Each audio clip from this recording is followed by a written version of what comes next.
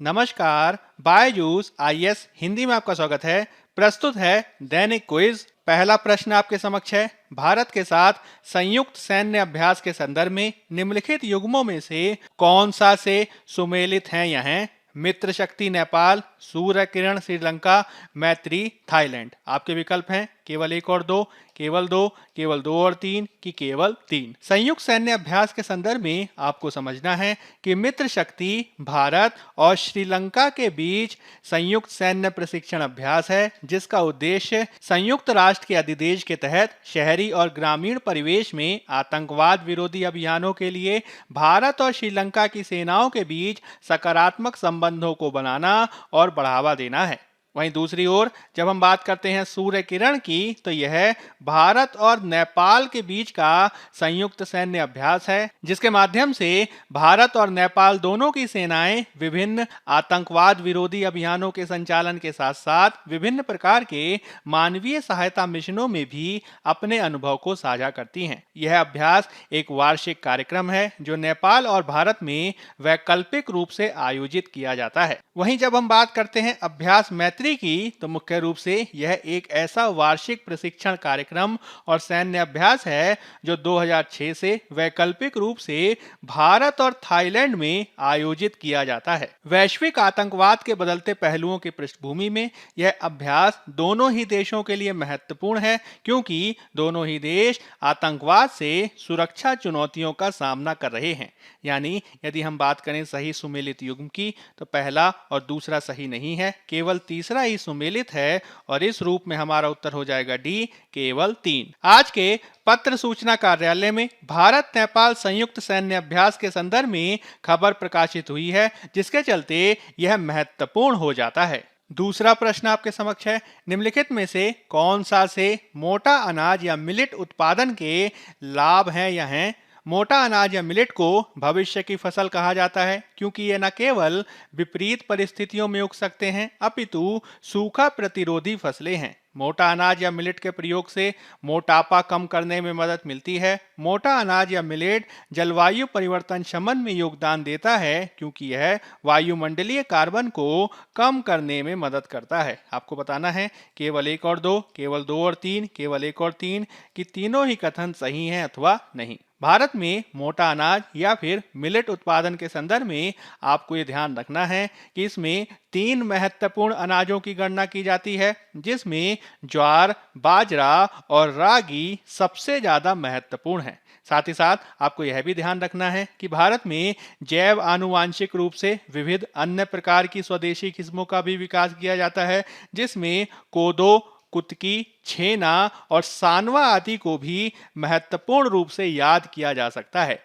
मुख्य रूप से इसे राजस्थान, आंध्र प्रदेश, तेलंगाना, कर्नाटक, तमिलनाडु, महाराष्ट्र, गुजरात और हरियाणा आदि में उगाया जाता है। मोटे अनाज या मिलेट को अक्सर सुपर फूड के रूप में जाना जाता है, क्योंकि इसके उत्पादन को सतत कृषि और स्वस्थ दुनिया के लिए एक दृष्टिकोण के रूप में देखा जा सकता है और इससे जुड़े जो लाभ हैं वह पोषण सुरक्षा, खाद्य प्रणाली सुरक्षा और किसानों के कल्याण से संबंधित मुद्दों का समाधान कर सकते हैं। यह एक जलवायु उपयुक्त फसल भी है जो भारत की विविध कृषि जलवायु परिस्थितियों के अनुकूल मानी जाती है। इन्हीं सब कारकों के चलते 2018 को पहले ही राष्ट्रीय मोटा अनाज या मिलेट वर्ष घोषित किया जा चुका है और 2023 को अंतर्राष्ट्रीय स्तर पर मोटा अनाज या मिलेट वर्ष घोषित किया गया है। इस रूप में तीनों ही जो हमारे कथन हैं वो सही हैं और हमारा उत्तर हो जाएगा डी, एक, दो और तीन। आज के पत्र सूचना कार्यालय में इससे संबंधित खबर प्रकाशित हुई है,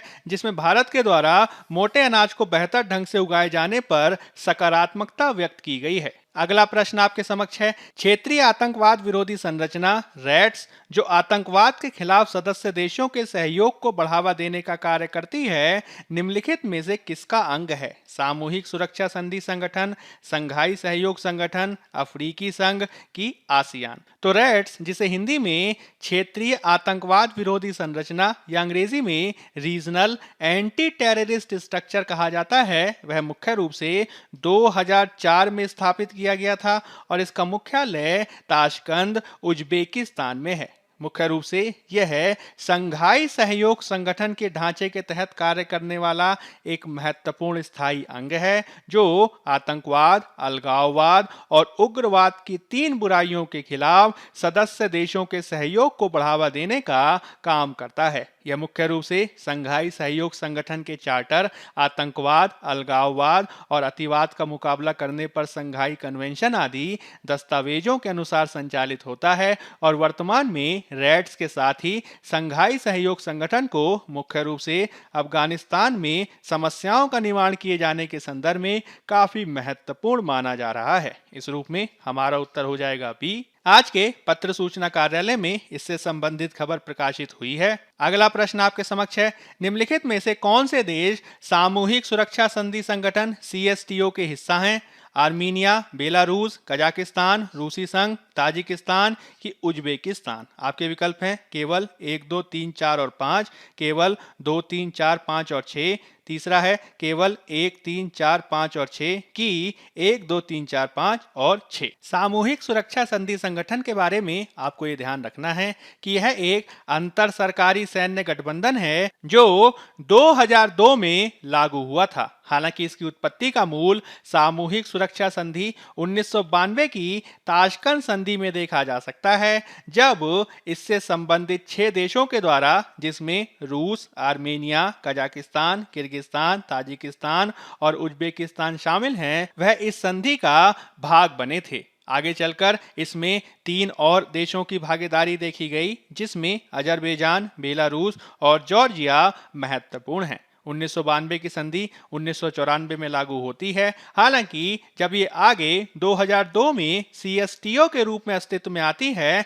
तो इन 9 देशों में से 3 देश इसका भाग नहीं रहते हैं, जिसमें अजरबैजान, जॉर्जिया और उज्बेकिस्तान महत्वपूर्ण हैं। यानी वर्तमान में जब आप CSTO के सदस्य देशों की बात करेंगे तो इसमें आर्मेनिया, बेलारूस, कजाकिस्तान, किर्गिस्तान, रूस और ताजिकिस्तान को शामिल किया जाता है। यानी उज्बेकिस्तान इसका भाग नहीं है और इस रूप में हमारा उत्तर हो जाएगा ए, केवल 1, 2, 3, 4 और 5। मूल रूप से यह संगठन सामूहिक सुरक्षा के सिद्धांत पर कार्य करता है, जिसके तहत यदि किसी बाह्य देश द्वारा किसी एक देश पर हमला किया जाता है तो वह सभी देशों पर किया गया हमला माना जाता है और इस रूप में सभी देश मिलकर उस देश का सामना करते हैं। आज के पत्र सूचना कार्यालय में इससे संबंधित खबर प्रकाशित हुई है, जो CSTO को अत्यंत महत्वपूर्ण बना देता है। अब हम संघ लोक सेवा आयोग के 2015 में पूछे गए प्रश्न को देख लेते हैं।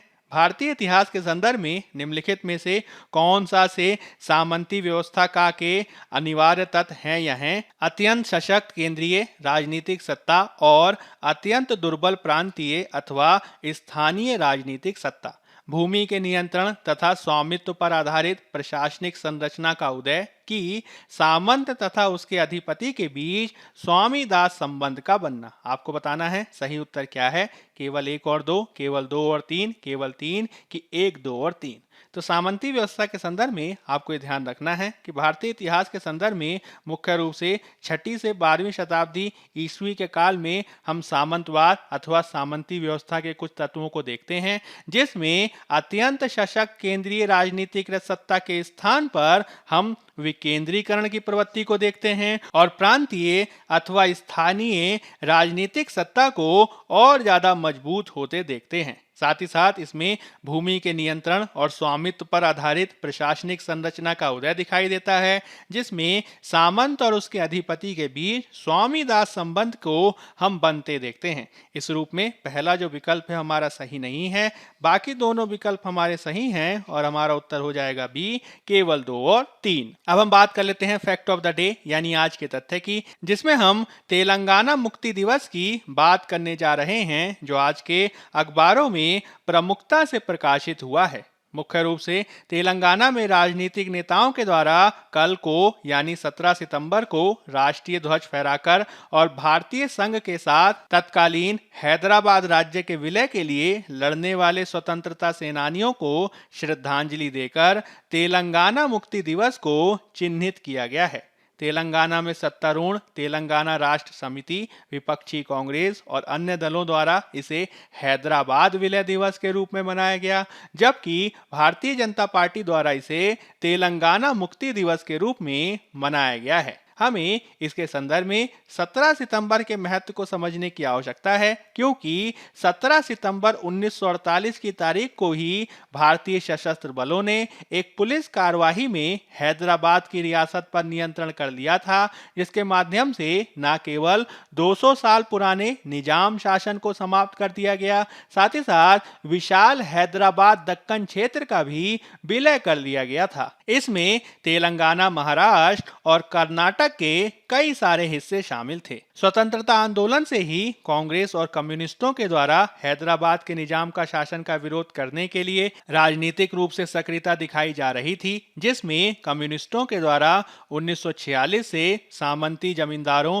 और निजाम के शासन के खिलाफ तेलंगाना किसानों के सशस्त्र संघर्ष नामक एक लोकप्रिय प्रतिरोध का भी नेतृत्व किया गया था। जब भारत को 15 अगस्त 1947 को ब्रिटेन से स्वतंत्रता प्राप्त हुई, तो निजाम जो पहले से ही किसान विद्रोहों से कमजोर हो गया था, अब उस पर हैदराबाद में विलय करने का तीव्र दबाव बढ़ गया था। इसी समय कासिम रिजवी नामक व्यक्ति, जो अलीगढ़ शिक्षित मुस्लिम कट्टरपंथी था, उसके द्वारा निजाम के शासन के अंतिम वर्षों के दौरान तेजी से प्रभावशाली होकर राजाकर नामक निजी सेना का गठन किया गया और इसके माध्यम से जो भी निजाम के शासन का विरोध करता था, उसके खिलाफ लूटपाट, हत्या, बलात्कार जैसे अपराधों को किया जाता था। इस प्रकार से रजाकरों द्वारा जो इस प्रकार के शासन को अपनाया गया, उससे निजाम के शासन के प्रति लोगों में असंतोष पैदा हो गया, जिससे भारत के लिए हस्तक्षेप करना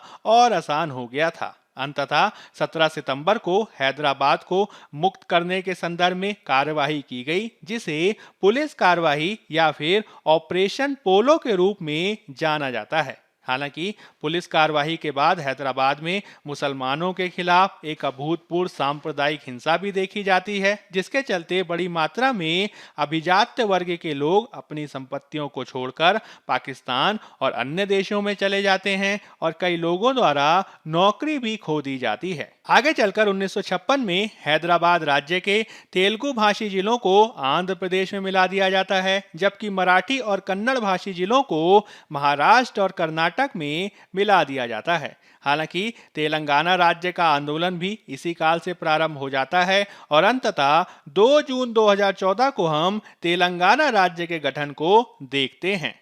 इस रूप में तेलंगाना में यह दिवस काफी महत्वपूर्ण हो गया है, जिसके कुछ तथ्यों के संदर्भ में आपको जानकारी होनी चाहिए। बायजूस आईएएस हिंदी के आज के अंक में फिलहाल इतना ही। धन्यवाद।